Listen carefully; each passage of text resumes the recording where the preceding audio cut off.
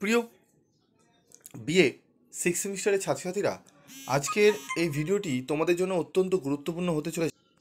যাদের জেনারেল পেপারে হিস্ট্রির SEC B2 রয়েছে, তোমাদের SEC B2 এর আমি অলরেডি সাজেশান দিয়ে দিয়েছিলাম।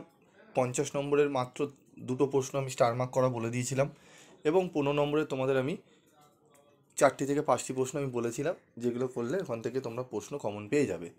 তো এই সাবজেক্টটি যেহেতু তোমাদের কোনো বই নেই, তোমরা মার্কেটে কোনো বই অ্যাভেলেবেল পাওনি, তাই তোমাদের জন্য স্টাডি মেটেরিয়াল আমি তৈরি করেছি।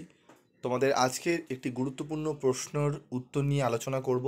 ভিডিওটি প্রথম থেকে শেষ পর্যন্ত একটু মনোযোগ সহকারে শুনবে, এবং ভিডিওতে বলা প্রশ্নের উত্তরটি আমি তোমাদের ফ্রি অফ কস্টে আমি তোমাদের PDF দিয়ে দেবো। তো চলো আমরা শুরু করি। আমাদের প্রশ্ন হচ্ছে, সুশীল ধারা বা সতীশ সামন্তের মতো কিংবদন্তি স্বাধীনতা সংগ্রামীদের সাক্ষাৎকার 42-এর ভারত ছাড়ো আন্দোলনের ইতিহাস রচনায় কিভাবে সাহায্য করে? তো 1942 সালের 8ই আগস্ট কংগ্রেস ভারত ছাড়ো আন্দোলনের ডাক দেয়, যা ব্রিটিশ বিরোধী স্বাধীনতা সংগ্রামের এক যুগান্তকারী অধ্যায়। এই আন্দোলনের ইতিহাস রচনায় নথিভুক্ত দলিল, সংবাদপত্র, সরকারি রিপোর্ট ও রাজনৈতিক দলগুলোর বিবৃতির পাশাপাশি প্রত্যক্ষ অংশগ্রহণকারীদের মৌখিক সাক্ষাৎকার এক গুরুত্বপূর্ণ উৎস হিসাবে বিবেচিত হয়েছে। বিশেষ করে সুশীল ধারা ও সতীশ সামন্তের মতো কিংবদন্তি সংগ্রামীদের সাক্ষাৎকার ইতিহাসের বহু গুরুত্বপূর্ণ অথচ উপেক্ষিত দিক উন্মোচন করেছে।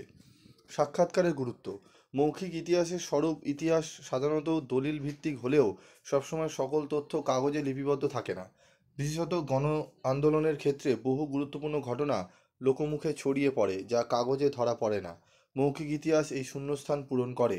42-এর আন্দোলন অংশগ্রহণকারী সংগ্রামীদের ব্যক্তিগত অভিজ্ঞতা, আন্দোলনের আঞ্চলিক বৈশিষ্ট্য, গোপন কর্মকাণ্ড, পুলিশি অত্যাচার ও জনমত গঠনের কৌশল মৌখিক সাক্ষাৎকারের মাধ্যমেই সামনে আসে। সুশীল ধারা, এক বিপ্লবীর মুখোমুখি ইতিহাস। সুশীল ধারা ছিলেন 1942 সালের ভারত ছাড়ো আন্দোলনের অন্যতম তরুণ নেতা, যিনি মেদিনীপুরের কাথি অঞ্চলে গড়ে তুলেছিলেন সহস্র প্রতিরোধের এক উজ্জ্বল অধ্যায়। তার সাক্ষাৎকারে উঠে এসেছে নিচের কিছু গুরুত্বপূর্ণ দিক।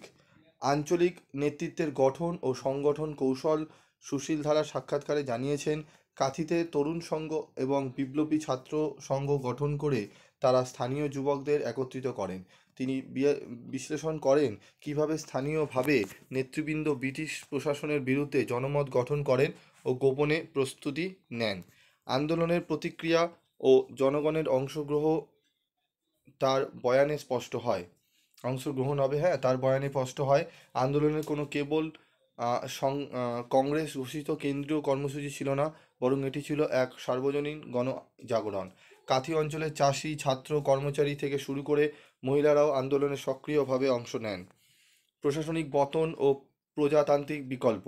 সুশীল ধারা বর্ণনা করেছেন কিভাবে কাথি অঞ্চলে ব্রিটিশ প্রশাসনের পতন ঘটিয়ে তারা গঠন করেছিলেন জাতীয় সরকার। স্থানীয় আদালত, পুলিশ স্টেশন দখল করে জনগণের সহায়তায় পরিচালিত হতো এই প্রশাসন, যাকে তিনি বলেছেন গণতান্ত্রিক প্রশাসনের পরীক্ষাগার। ব্যক্তিগত ত্যাগ ও শারীরিক নির্যাতন। সুশীল ধারা নিজের বন্দি দশার অভিজ্ঞতা বর্ণনা করেন কিভাবে পুলিশের নির্যাতনের মুখে তিনি এবং অন্যান্যরা আদর্শে অনড় ছিলেন। এই দিকগুলি ইতিহাসকে দেয় মানবিক ও নৈতিক গভীরতা। সতীশ সামন্ত, এক নীরব বিপ্লবীর সাক্ষাৎ। সতীশ সামন্ত ছিলেন অপর এক নির্ভীক সংগঠক ও চিন্তানায়ক, যিনি 42-এর আন্দোলনের অত্যন্ত গুরুত্বপূর্ণ ভূমিকা পালন করেন। তার সাক্ষাৎকার থেকেও ইতিহাস চর্চার নানা অজানা তথ্য সামনে আসে। তো উত্তরটি আমি পুরোপুরি অ্যান্সার আমি তোমাদের বলতে পারছি না, কারণ অনেকটাই বড় তোমাদের হয়ে যাবে ভিডিওটি, তাই তোমরা একটু দেখে নাও। আমি স্ক্রল করছি, তোমরা একটু দেখে নাও, ঠিক আছে? এবং এই যে আলোচনাগুলো হলো, এর নোটসটি আমি তোমাদের দিয়ে দেবো। কোথায় কিভাবে পাবে সেটি শুনে নাও। তোমাদের এই ভিডিওর ডেসক্রিপশন বক্সে আমি একটি বা কমেন্ট বক্সে আমি একটি লিঙ্ক দেবো। সেই লিঙ্কে তোমরা ক্লিক করে তোমরা অবশ্যই চ্যানেলটি সাবস্ক্রাইব করবে, তারপর লিঙ্কে ক্লিক করবে। করার পর তোমরা তোমাদের PDF নোটস তোমরা কালেক্ট করে নিতে পারবে। আজকের মতো ভিডিওটি শেষ করছি, দেখা হচ্ছে পরবর্তী ক্লাসে। তো এরকম যদি আরও প্রশ্নের উত্তর তোমরা পেতে চাও অন্যান্য সাবজেক্টেরও, তোমরা অবশ্যই কমেন্ট করে জানাবে, আমি তোমাদের জানিয়ে দেবো। আজকের মতো ভিডিওটি শেষ করছি, দেখা হচ্ছে পরবর্তী ভিডিওতে। সকলে ভালো থেকো, সুস্থ থেকো।